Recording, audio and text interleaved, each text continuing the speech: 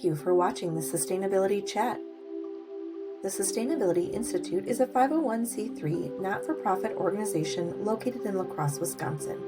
Our mission is to catalyze sustainable action in the Seven Rivers region through educating about local sustainability issues and solutions, advocating for climate and sustainable action, connecting like-minded organizations and people to each other, and inspiring a positive vision for a sustainable future. We hope you check out all of our programs and events, like our Sustainability Chats, Green Goose Chase, Earth Fair, and the Inspiring Sustainability Awards. The Sustainability Institute free programming is only available thanks to our generous supporters. If you find what we do meaningful, please consider donating today by heading to our website, sustaininstitute.com. Once there, you can find information by clicking the Become a Member or Donate button at the top of the page. Support at any level is greatly appreciated and your contribution is tax deductible. We especially want to thank our highest tier members, including our committed advocates and cheering champions. Thank you! Now on to today's Sustainability Chat featuring one of La Crosse's Youth Climate Action Fund projects. Hello, my name is Meg Gertenbach, and I'm a summer intern at the Sustainability Institute.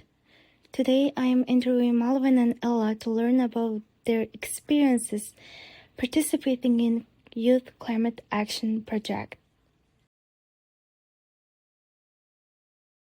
Well, I'm Ella Ladoc. I graduated in 2024 with a film production degree from Minnesota State University, Moorhead.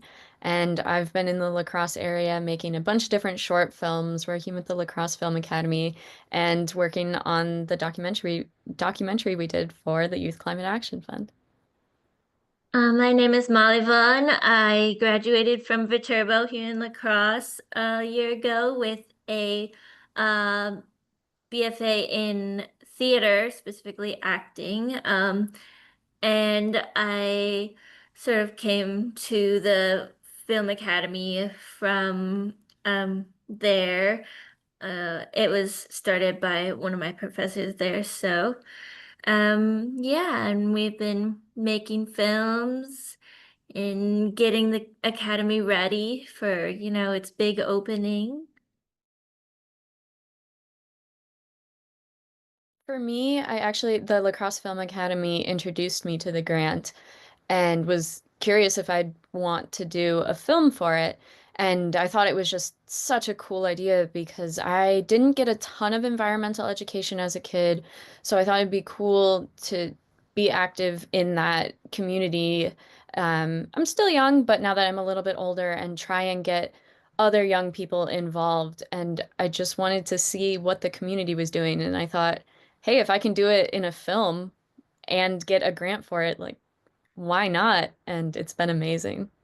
Yeah, at first I was just, excited about the idea of getting to create a film with the help of the Academy, but once I met Ella and we started talking about what like our actual idea for the project would be, I just like realized what a good opportunity we had to showcase like our community and the things that make this area so special. So, I mean, making a story about climate action that, actually felt like personal and but in some ways also universal was just what got me excited about the project.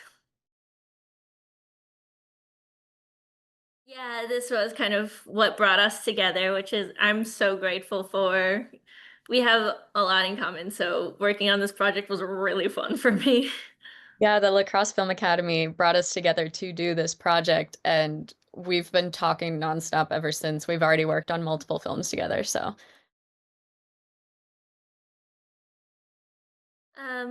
Well, Ecosystem Lacrosse is a short film we made with like the intent of highlighting the journey of learning about the environment and how our community here in La Crosse connects to our environment because we have some really great nature here and yeah. Yeah, and we follow everyone from all different ages throughout their lifetime, like from education with kindergarteners and learning about the local climate, and then also up into like professional local businesses. And our goal was really to showcase what our community is doing to other community members and, have them realize, hey, there's a lot happening, and it wouldn't be so hard for me to get involved in it as well. And I think that that did actually come across from when we showed it to our community members. I'd say the most challenging part for me was more on the technical film side of things because a lot of our shoots were outdoors and it gets very windy. We were also on the side of a bluff, which is a really difficult terrain to work on. So we had a lot of making sure that we aren't dropping cameras, that we have the correct audio equipment so that we can get people's interviews. And we even had our microphones die on us one day during one of our really important shoots. So we had to be creative with our problem solving and, cover a mic with a hat just so that we don't get too Yes. much wind. But really, creative problem solving saved us most of the time, and we learned a lot from it. That hat came in clutch. Yeah. Yeah, I mean, when we first started the project, also, like, we only had, like, sort of a vague idea of what we hoped it would be. And I guess part of the nature of doing a documentary style film is that you sometimes just have to wing it and piece it together, however you can in the edit. So we didn't really, like, know what to expect from each shoot we did and what kind of footage we'd be able to get. So there wasn't really a way to plan it out as perfectly as I'm sure we both would have liked. But yeah, we had like just so many ideas for what we could show in our project. So just finding that through line for how to connect the various stories we got was a challenge. But I mean, I'm really happy with how we did it, and I'm proud of what we ended up accomplishing with the film. It's definitely started out like not like we had, the premise of like we're doing a climate action film, but it was really open to what that could mean. Like, did we want to tell a fictional story and make it up, or did we want to go more of like a documentary route and do like all, nonfiction and like what stories could we tell and how could we make that interesting for our audience? So we had to really play around with like what gets I guess what gets us excited about the environment and, you know, a part of that was, yeah, deciding where to go with it. And But I yeah. think we did get a lot of the ideas that we wanted in there. There were a few that we just didn't have time to figure out, didn't have the time to play around with, but overall, we got a lot of what we were hoping for. Yeah, I think the core message of what we were hoping to come across with the film, we ended up getting that, which is really nice.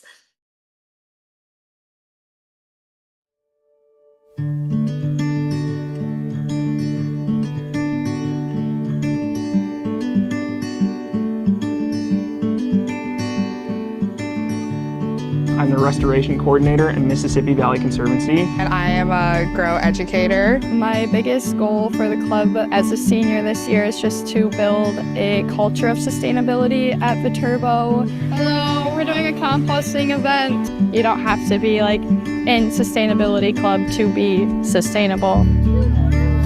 You found some worms already?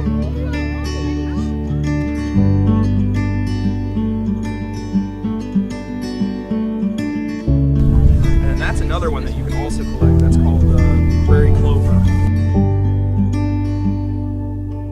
The people who live in the driftless area are really connected to the land more so than other parts of the country that I've lived in.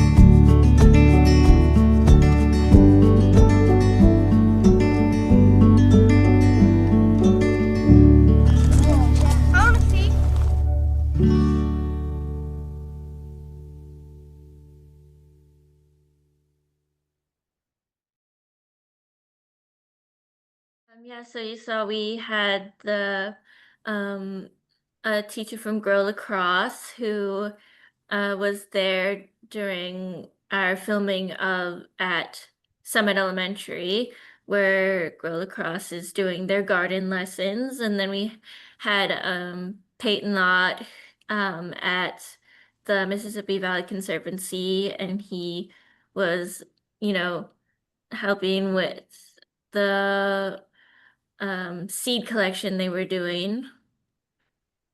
And Yeah, and then we also had the Sustainability Club at Viterbo that we worked with, so they were featured in the trailer.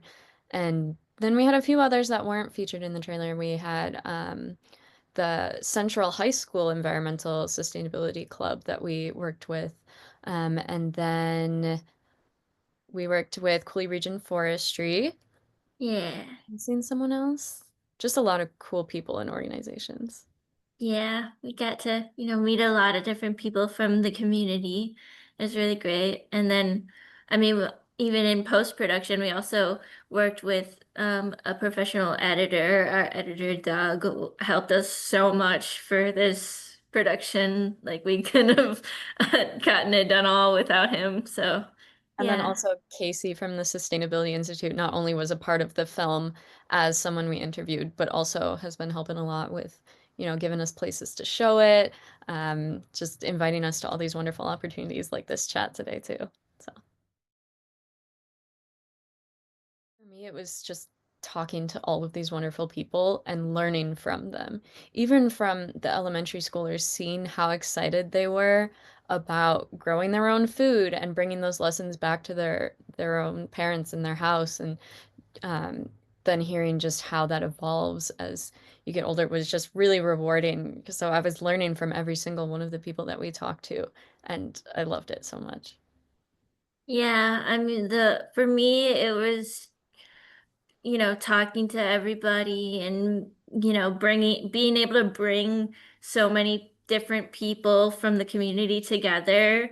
And also then like meeting the people, um, yeah, just from around here and getting to hear their story and what they appreciate about the nature we have here and, what got them into caring for the environment and where they are in their lives today. And then at our premiere, getting to have our premiere at the Rivoli was so great because we got to hear back from people who enjoyed the film, and just like knowing that all our hard work is, paid off is nice. And then learning about, yeah, just how our film is going to impact our community.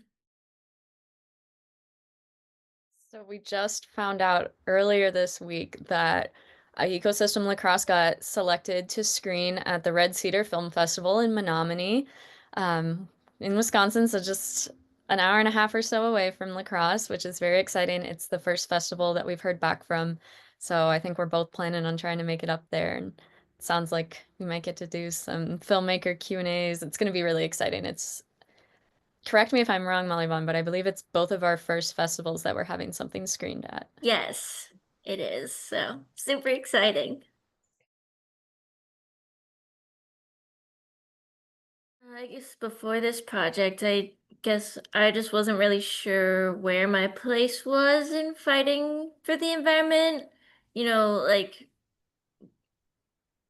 for a while growing up, we hear all these things, and we learn about what we can do to help the environment, and we, try our best to do what we can, but I just wasn't really sure if I, had a place in the fight so much. So doing this project kind of has taught me that it's like climate action doesn't necessarily have to be something you feel you have to insert yourself into in a way, it can come very naturally, and you can turn your specific personal interests into something sustainable, and that can be your way of fighting for our environment, which is really nice. And also then just I've learned about the power that we have as filmmakers to, inspire other people and communicate, you know, the message of climate action to others. And that can also be really powerful, is just, just keeping the conversation going and talking about it. Yeah, exactly what Mahlivanh said about, realizing that film, which is the medium that I love using, I love creating with, is very powerful in this regard, and it can share a lot of information about climate action. But also, in all honesty, I'm a very pessimistic person. So like before doing this project, I did have that mentality of like, yes, I can do something, but is it really going to change anything? Like, how much action for the climate can I do for it to actually help? But then just doing this project, seeing all the little things that are being done and the big things by local businesses and students, I was like, okay, no, this is a good thing. Good things are happening. I need to change my perspective, be a little more positive about it. And that made me realize that also I can think about it on a small scale, on the local community scale. It's not this big worldwide thing. It is, but you don't have to view it that way always. And I realized that there's actually a lot I can do that specifically affects La Crosse's ecosystem and the climate action plan for La Crosse, but then can open up pathways to being something bigger. First thing is, even if you have just like the smallest of an idea, go for it and just do it. Because this started as just like, maybe we'll do it. And then we started doing it and have not regretted it since. And also just being ready to learn about whatever you're doing your project on, learn from the people that you collaborate with, because it's just, you get so much great information from it that, like, for us, has changed our perspectives on the community and climate action. So just going for it and being open to learn as you go through with it. Yeah, take those opportunities, like take it as an opportunity to educate yourself and grow yourself, and you know, climate action, doing things for the environment. It doesn't always have to be about, like, it's important to, serve your community and give yourself, you know, and be able to do that. But you can also take it as an opportunity to grow yourself and educate yourself. And, it doesn't have to be like all this weight on your shoulders all the time. So yeah, don't be afraid to, start small, but think big, and dream big and ask lots of questions, talk to everybody you can. People are so, willing to open up and help you out if you just ask. So it never hurts to just reach out to people and say, "Hey, I'd love to learn more about this. Would you be willing to help me?" You know, ask others for help, reaching out to people that can help you get what you need for your project. Make sure you find the people who have the time and the capacity to help you out, and don't be afraid to really commit to it and just do everything in your power to make stuff happen. And don't be afraid to get other people involved too, because part of the message of our film is like, none of us could do this alone. Like, the environment is, everything, and like, it really can't be just a one person job. Like, it really is going to take all of us, every single person, to be able to make change. So the next place we know for sure that it's going to be shown, right now it's going through the festival circuit. We're trying to get it accepted to some other film festivals. So we're still waiting on other answers back from the other festivals we submitted to, but hopefully we'll be able to know soon. And so the one we do know for sure right now is the Red Cedar Film Festival, which is in Menominee, Wisconsin at the Mabel Tainter Theater there. And it's going to be playing on Saturday, the July 19th. And I think our the slot for our like category of films is at 2 p.m. if I'm not mistaken. So Yep, that's right. Yep.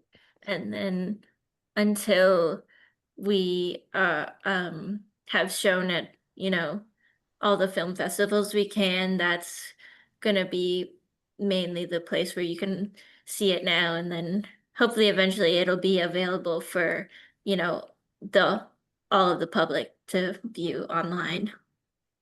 And we're also hoping, we're not sure how it's all going to play out, but we might work with our producers to see if we can get it like distributed to different schools in the area just for them to see it, and different like organizations that want to have access to it as well. So talks are happening, but nothing's solid yet.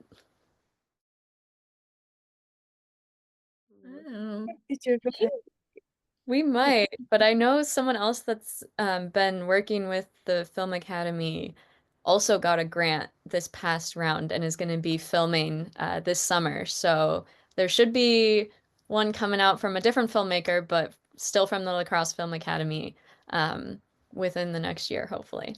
So. Yeah, but who knows what the future holds? There's a lot of really great stuff happening in the area, and we've got like the Adventure Film Fest that we could possibly be doing some work for, and then I mean, La Crosse is just such a great area for outdoor activities, and unique we have such a unique environment here that it's gonna be hard not to, find other ways to showcase it in the future. So I just want to say like thanks for all the support we've gotten so far. Like every time people, tell us what they thought of the film or, talk to us about it, it just like it means so much. So yeah. Thanks for coming on this journey with us. Yeah, and it's honestly a dream come true to know that we were able to get a grant to make a film, because it's hard to make films without any kind of funding. So having that was amazing. And it was such a great experience. I'm so thankful for everyone, like Mahlivanh said, that has supported us through it all. And big things are coming for sure. To stay connected with the Sustainability Institute and stay aware of upcoming events, head on over to our website to join our mailing list. Once again, we want to thank you for watching this Sustainability Chat. We hope to see you soon.